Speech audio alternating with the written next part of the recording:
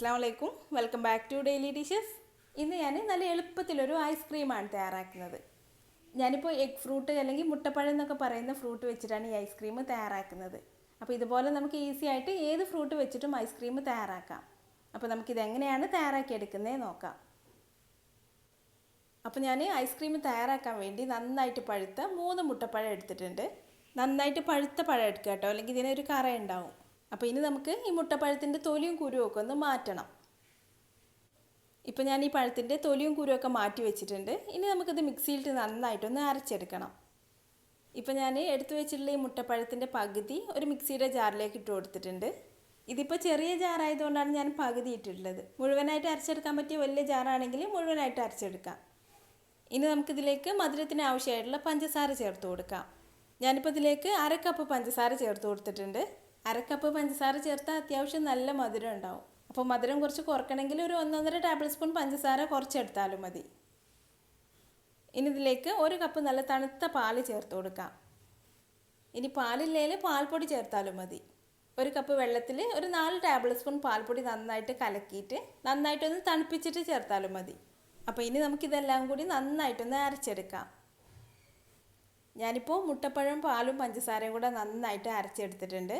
നമ്മളിപ്പോൾ 3 മുട്ടപ്പഴം എടുത്തിട്ടുണ്ടെങ്കിലും അതിൻ്റെ പകുതി വെച്ചിട്ടാണ് ഐസ്ക്രീം തയ്യാറാക്കുന്നത്.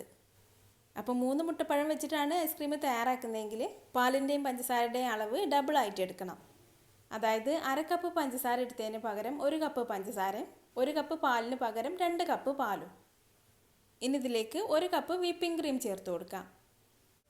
വിപ്പിംഗ് ക്രീം ഫ്രീസറിൽ വെച്ചിട്ട് നന്നായിട്ടൊന്ന് കട്ടിയാക്കിയിട്ടാണ് ചേർക്കുന്നത്. ഇനി നമുക്കൊരു ബീറ്റർ വെച്ചിട്ട് ഇത് നല്ല തിക്കായി വരുന്നത് വരെ ഒന്ന് ബീറ്റ് ചെയ്തെടുക്കാം. ആദ്യം ബീറ്റർ ഓൺ ആക്കാതെ കട്ടിയായിട്ടുള്ള ഈ വിപ്പിംഗ് ക്രീം ഒന്ന് ഉടച്ചു കൊടുത്ത ശേഷം പിന്നെ ബീറ്റർ ഓൺ ചെയ്തിട്ട് നന്നായിട്ടൊന്ന് ബീറ്റ് ചെയ്തെടുക്കാം. അപ്പോൾ നമുക്കിത് ഈ യെല്ലോ കളറൊക്കെ ഒന്ന് മാറി നല്ലൊരു ലൈറ്റ് യെല്ലോ കളറായി നല്ല ക്രീമി ആയി വരുന്നത് വരെ ഒന്ന് ബീറ്റ് ചെയ്തെടുക്കാം. ഇപ്പോൾ ഞാനിത് നന്നായിട്ട് ബീറ്റ് ചെയ്തെടുത്തിട്ടുണ്ട്. ഇനി നമുക്കിത് സെറ്റ് ചെയ്യാൻ വെക്കാം. അപ്പോൾ നമ്മൾ ബീറ്റ് ചെയ്തെടുക്കുമ്പോൾ ഇതുപോലെ നല്ല ക്രീമി ആയിട്ട് നല്ല സ്മൂത്തായിട്ട് വരുന്നത് വരെ ബീറ്റ് ചെയ്തെടുക്കണം.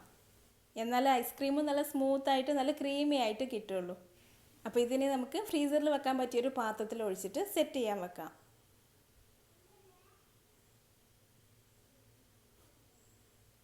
അപ്പോൾ പാത്രത്തിലേക്ക് ഒഴിച്ചിട്ട് നമുക്ക് ഇതിൻ്റെ മുകൾ ഭാഗമൊക്കെ ഒന്ന് ലെവൽ ചെയ്ത് കൊടുക്കാം. ഇനി നമുക്കിത് നന്നായിട്ട് അടച്ചു വെച്ചിട്ട് ഓവർനൈറ്റ് ഫ്രീസറിൽ വെച്ച് സെറ്റ് ചെയ്തെടുക്കണം. ഇപ്പോൾ നമ്മൾ തയ്യാറാക്കിയിട്ടുള്ള ഐസ്ക്രീം ഓവർനൈറ്റ് ഫ്രിഡ്ജിൽ വെച്ച് സെറ്റ് ചെയ്തെടുത്തിട്ടുണ്ട്. ഇപ്പോൾ നമ്മുടെ നല്ല ക്രീമി ആയിട്ടുള്ള നല്ല സ്മൂത്ത് ആയിട്ടുള്ള ഐസ്ക്രീം റെഡി ആയിട്ടുണ്ട്. അപ്പോൾ നമുക്ക് ഏത് ഫ്രൂട്ട്സ് വെച്ചിട്ടും ഇതുപോലെ നല്ല എളുപ്പത്തിൽ ഐസ്ക്രീം തയ്യാറാക്കാം. നിങ്ങളിതുപോലെ ഒന്ന് തയ്യാറാക്കി നോക്കിയിട്ട് അഭിപ്രായം എന്നെ കമൻറ്റിലൂടെ അറിയിക്കാൻ മറക്കരുത്. നിങ്ങൾക്ക് എൻ്റെ വീഡിയോ ഇഷ്ടമായാൽ ലൈക്ക് ചെയ്യാനും ഷെയർ ചെയ്യാനും കമൻറ്റ് ചെയ്യാനൊന്നും മറക്കരുത്. പിന്നെ അതുപോലെ നല്ല ഈസി ആയിട്ടുള്ള നല്ല ടേസ്റ്റി ആയിട്ടുള്ള റെസിപ്പികൾക്കായി ഈ ചാനൽ ഒന്ന് സബ്സ്ക്രൈബ് ചെയ്തേക്കണേ. അപ്പോൾ അടുത്ത നല്ലൊരു റെസിപ്പി ആയിട്ട് വീണ്ടും കാണാം. Thanks for watching this video.